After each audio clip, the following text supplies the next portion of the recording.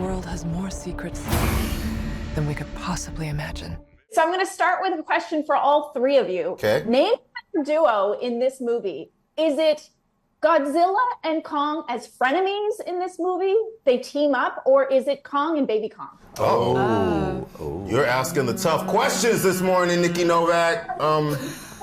It was a choice? We have to choose a duo? You can say both. Both are equally appealing, right? Yeah. Because then you get to see Kong not be alone, because we're also dealing with a lot of themes in this movie, right? We're dealing with family. We're dealing with isolation, loneliness between Trapper and Bernie. We're dealing with codependency. We're dealing with, like, there's all these layers of Child rearing. Yeah, we're dealing with Kong's got to be a Quest PTSD. for identity. So I think for me, Mini Kong and Kong is the story that I think is essential, because if it wasn't for the battle between Godzilla and Kong at first, Kong would never really know how to love.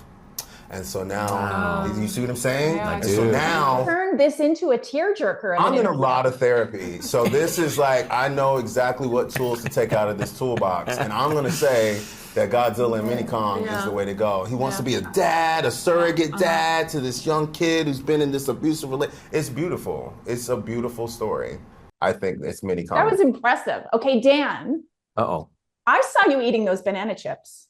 And I was like, that was a bold and fantastic choice. What a way to come into the franchise. Ace Ventura, was this all an actor choice, or was this written in the script? I feel like we're starting a line of foods from this movie. We had kaiju sausage just and now. banana chips. Yeah, Trapper's banana chips. He likes to snack. He does. Trapper's a snacker. If you're going to go to Hollow Earth, make sure you bring snacks. It's really, Bernie said that. He was like, I think that's true on any mission. Any long journey. Yeah.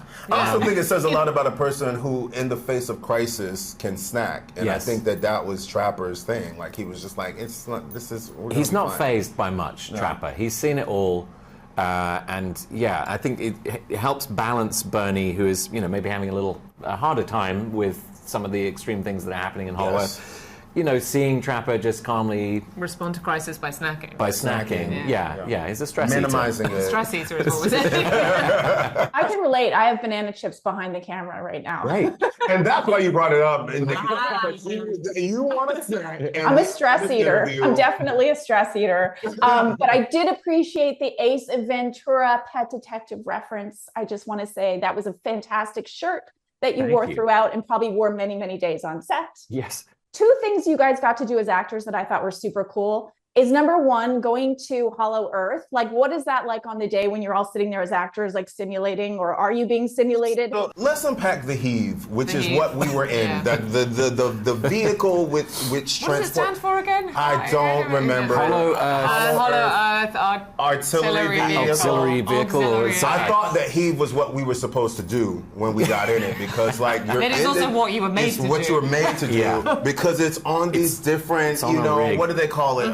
The hydraulics. Hydraulic rig. It's like the thing you go on in a theme park when you do the simulator. And we thought that. We were like, yo, when this movie comes out, maybe this will be a ride somewhere. And then after we filmed it, we were like, we don't ever want to get on this because again. you do a ride for 5 minutes, if that. Maybe 30 seconds. You don't do it all day long. And there'd be some days that we couldn't get out of the heave. Days We'd be stuck in the heave. We'd be strapped in this heave. Also, we're tossing. To be clear, they have a screen, like an IMAX wraparound screen in front of us, so it's giving us Hollow Earth and visuals to respond to. So it feels like you're actually flying. I also appreciated the slow-mo hero walk that you all got. I didn't get one. They got it, and I was like, I really want it. And then I'm coming out running. And say, oh, man. But that day was cool. I remember standing there, and I was like, oh, man. Smoke. Because all I ever wanted was a slow-motion walk. Flight suits. Truly, all I ever wanted was a slow-motion walk, and I was that close. But, I mean, it's fine. They should give you a solo. Oh, man. I just Next time. Oh.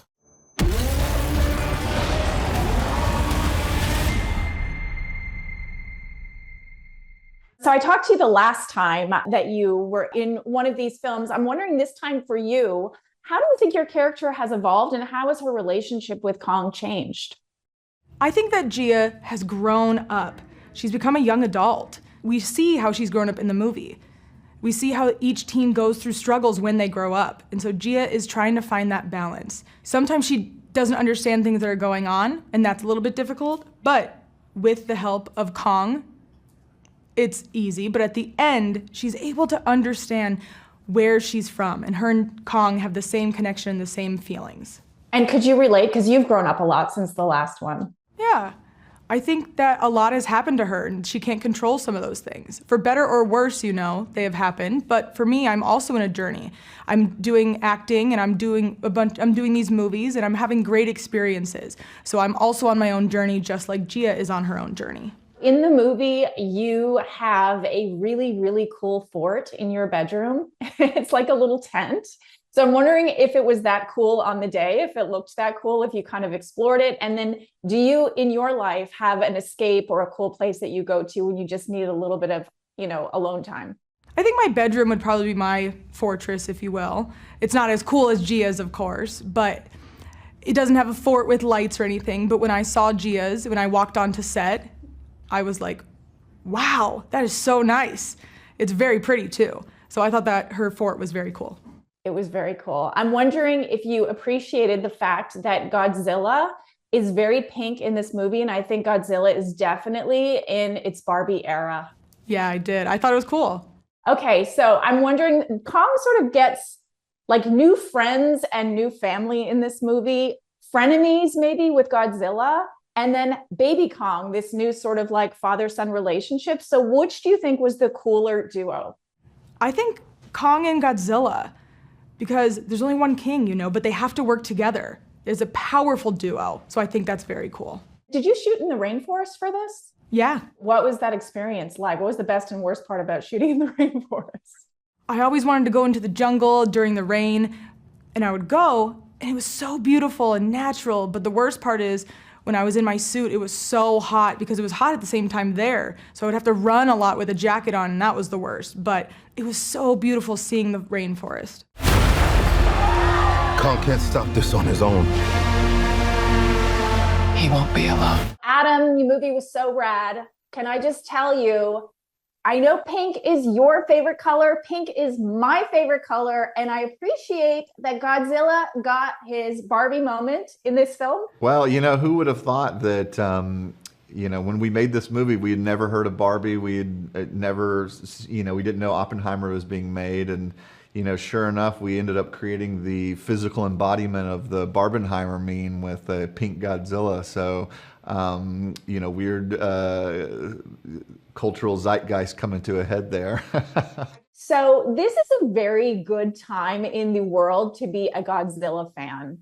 And I know you just had a chat with Yamazaki Takashi, and Godzilla, baby, won his first Oscar. So I just wanted to know sort of your reaction to Godzilla sort of being in the award season universe, and your biggest takeaway from your conversation with him, and maybe your biggest geek out moment at -1.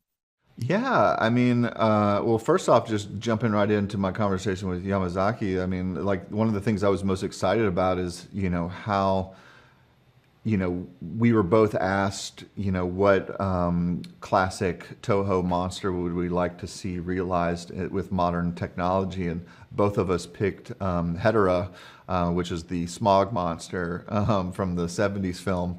And that's a pretty obscure one, so I was excited that we were both kind of on the same page. I was actually surprised how similar we were in a lot of ways because our movies are so dissimilar. I mean, the tone of his film is drastically different, the approach, but the love of the characters in the world and Godzilla himself is all the same, and we just have different approaches to it. So it's such a great time to be a fan of Godzilla. I mean, it's, having been in this series of the MonsterVerse for almost 7 years now, it's really amazing to just see how culturally significant the characters really become as time has gone on, and can mean so many different things, and have so many different interpretations running concurrently.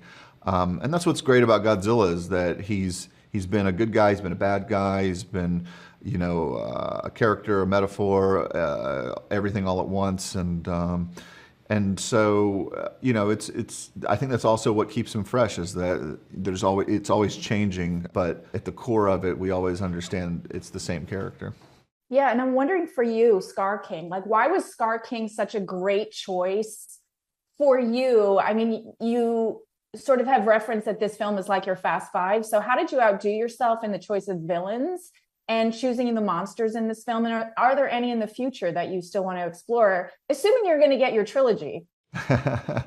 There's definitely other ones that that I think that the MonsterVerse will get into and explore in the future. You know, with this film, it was important that because a lot of the drive of the film was going to be Kong's personal story of him finding others of his kind in Hollow Earth, you know, we needed to create a villain that was sort of an anti-Kong.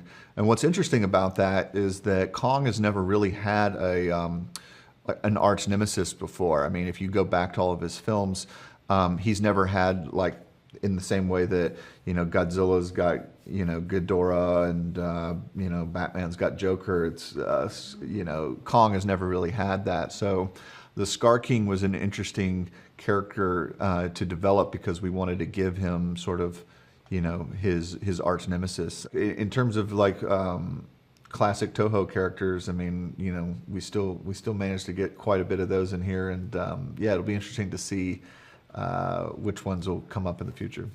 I guess that makes Kong Dom Toretto. That's right.